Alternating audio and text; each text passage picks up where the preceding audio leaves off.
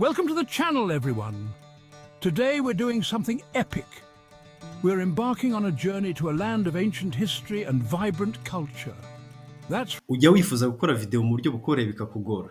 Uyu munsi ndashaka kwereka uko wakora video ukoresheje artificial intelligence tools.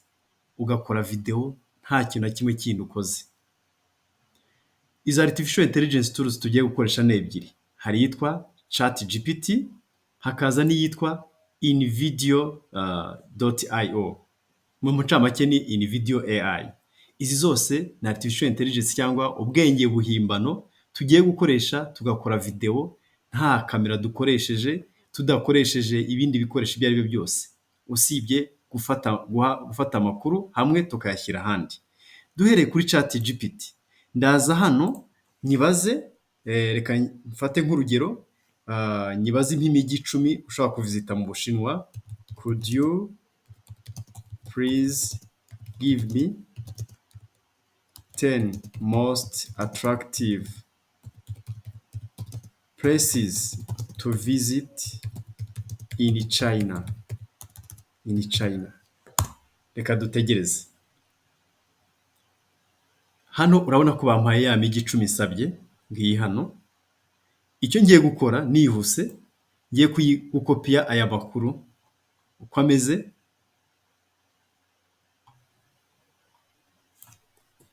Fungure invideo.io, ntegereze. Hano ngiye gukoresha verisiyo free, ariko ushobora no kwishyura ku buryo baguha ibirenze. Nkomeze ntegereze ifunguke. Aha tugeze ni aho ushobora ushyira aya makuru twakuye muri ChatGPT. Ndaza hano nayo nyihe amakuru y'ibyo nshaka kwimpereza. Reka nyibwire nayo create for me a YouTube video about using the following script and remember to include drone views. Aha ndashaka ko iza kumpa ya mijyi 10 yo kuvizita mu Bushinwa, ikampa amashusho yayo, video yayo, ariko igakoresha na drone ku buryo amafoto azafatiwe mu kirere agaragara neza. Icyo nkora rero ndakanda enter, shyiremo ya script nakuye muri ChatGPT. Urabona ko ni ya mijyi 10 ngiyi hano. Dore ngiyi. Nindangiza nkore nkirike kuri generate video. Reka ntegereze, irimo iranaliza ya makuru kugira ngo ishakishe inkorera amashusho igendeye ku makuru nyihaye. Ushobora kwibaza bigenda bite? Nukuvuga ngo iyi artificial bita invideo.ai ifite ahantu ikura amafoto abantu baba barabitse nabo bashaka kujya bayacuruza. Ntigende ikayakura, ariko ishingiye ku makuru yihaye. Ntabwo ushobora kuguha ifoto yo mu Rwanda wayibajije yo mu Bushinwa, ntibishoboka. Aha ngaha rero bagugeze hano, urabona dufite audience. Iyi video yawe urayiteganyiriza abande, urayikorera abande. Mpisemo travel enthusiast. Hano look and feel inspirational. Platform ushaka kwishyiraho ni iyi. Ese ni Instagram, ese ni YouTube short, cyane YouTube bisanzwe iriya ikora ama video.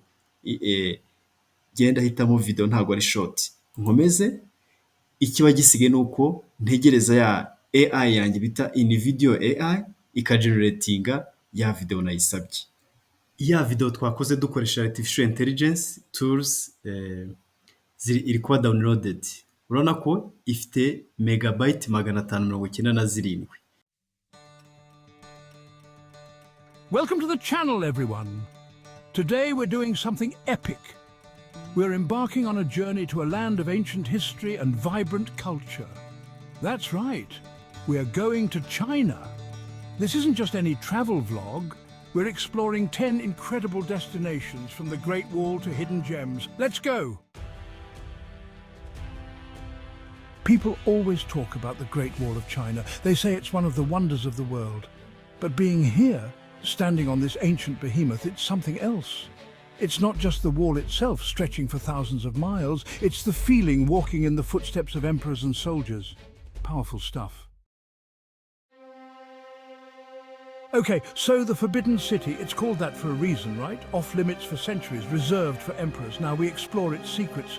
This place is massive. Palaces, gardens, courtyards, a whole other world. Feel the history, power, intrigue. Like stepping into a kung fu movie, but grander.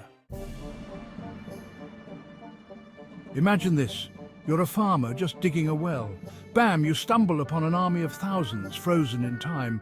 That's the Terracotta Army. Thousands of life-sized soldiers, each unique, guarding the first emperor's tomb. The craftsmanship and scale are mind-blowing. It's one of the greatest archaeological discoveries ever. Get ready to be transported to another world, because the Li River is like sailing through a living, breathing Chinese painting. Towering limestone peaks rise from emerald green water. Glide past traditional villages, bamboo forests and fishermen casting nets. It's peaceful, serene, like